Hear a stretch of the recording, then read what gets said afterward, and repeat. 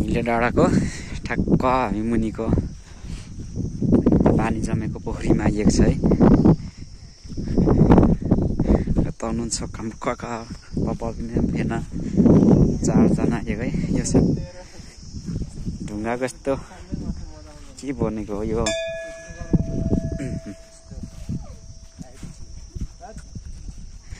अझै बजा त हुन्थे बजा एकचोटि।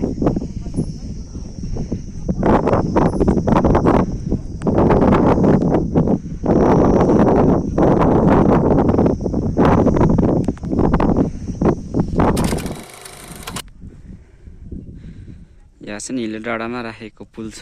यस्तरी हाम्रो काकालाई खतरा गलो जस्तो छ है आजको होइन। हिले डाँडाको उकालोमा हिँड्नु गाह्रो हो।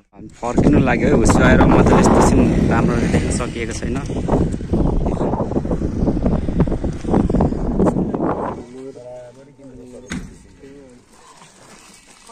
डाँडामा चाहिँ दोकान यस्तरी रहेछ है। यहाँ खाजाहरू खानुको लागि है।